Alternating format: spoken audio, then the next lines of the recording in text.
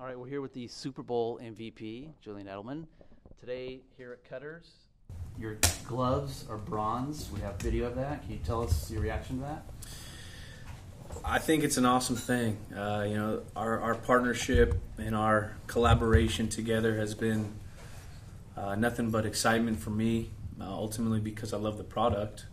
But to see the appreciation that they give me, I hope that they know it's reciprocal. So it's pretty cool to see all the young kids out there and what Cutters does to helping the community of these little kids out here and providing them equipment and really, focusing on the future.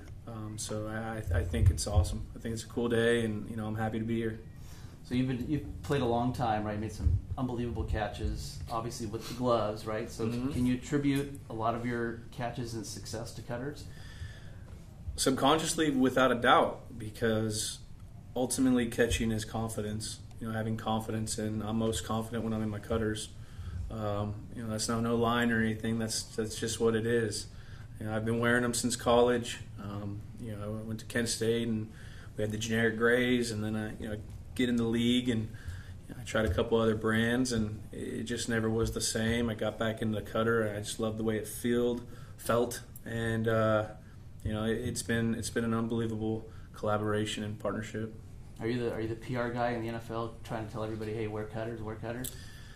No, everyone wants to wear them. It's crazy. Everyone, hey, let me get a pair of Cutters, but some guys have, different brands that they're associated with, and they can't necessarily wear it. But I'll tell you, in practice and in the games, you might see, a guy that shouldn't be wearing them wear them because they're the best. The tack, the stickiness, and the feel, how it wraps around your hand.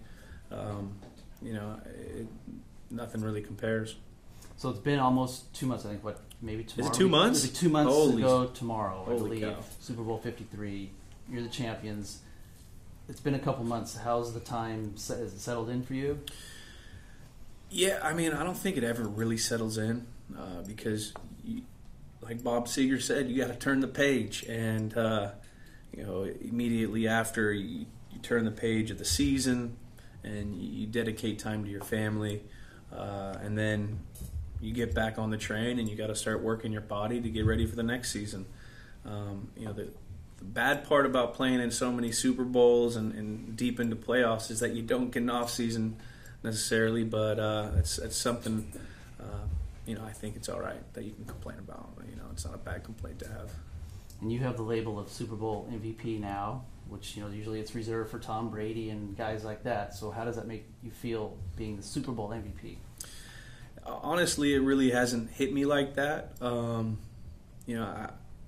Coming off that game with the team and the guys that we had in that locker room and what we went through all year of not supposed to be there.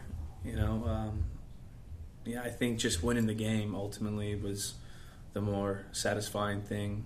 It's a cherry on the top. It's cool. I'm sure down the road I'll be able to sit and reflect on it a little more. But going out and competing with the fellas and really going and doing the so-called impossible with the guys that we have, going out and playing a really good LA Ram team and beating them. I think that's ultimately what you play the game for. You don't play for the individual. I think the MVP is great for my family. They love that kind of stuff. But I'm just happy we got away with the dub. So being here in LA, we show a lot of Rams games on Fox. Mm-hmm. Everybody's wrapped up in the Rams out here. We're used to watching the Rams in shootouts, blowing teams out. And it comes to Super Bowl and nothing. Can you explain how you guys mastered the Rams? I don't know if we mastered them. I think we just made a couple more plays than they did. Both defenses played tremendously. And playing in that game a few times now, you always notice rhythm is kind of hard to maintain sometimes just because of the TV timeouts and the excitement of the game and the whole 2 weeks you have to prepare. When you go play in the Super Bowl, you're getting a team's best. because you have a group of coaches that are scheming up things for 2 weeks against another team. You got guys that are feeling probably a little fresher, having that bye week, and it just was able to go our way that game, and we were able to make a couple more plays than them, and you got to tip your hat to the LA Rams. They played an unbelievable game, and they had an unbelievable year. It just fortunately it was our year. What can you tell Rams fans that I'm sure are going to be watching this interview, like their future? What can you tell about them? Their coach McVay, he's a great young mind that has been doing great things for the last couple years. Goff, the kid is playing lights out. They got a defense that's stout.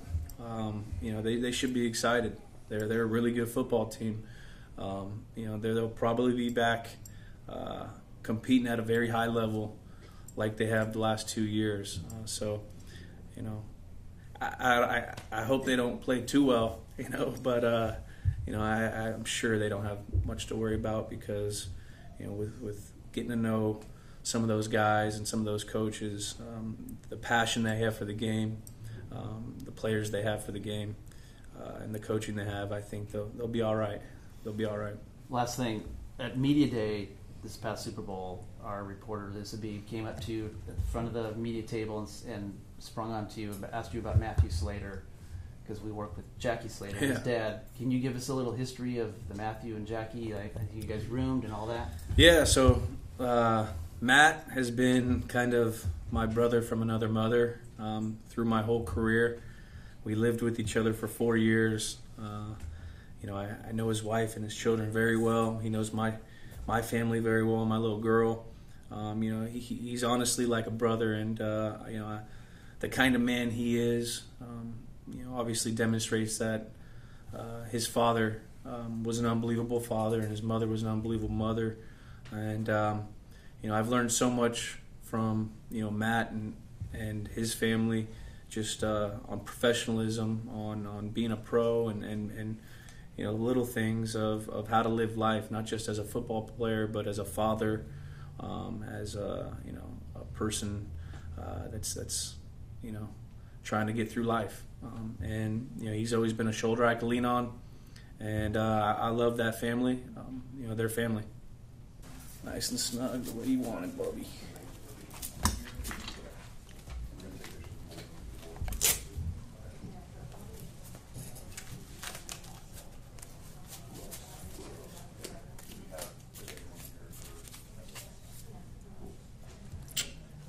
So tell me about some of the features on those. Huh? Just some of the features. Oh, some of the features? Yeah. So we obviously have the J11 logo right there. And the J11 logos on the palms. People can't see is, well, we obviously have to do a new one because this says "Got to Believe" with the Roman numeral 2, meaning the 2 Super Bowls that we won before that. "Gotta believe" is kind of a saying that we live by over in New England. And you got the cutters right there, awesome branding, great fit, the stick tack. These bad boys are just made to catch balls. Nailed it.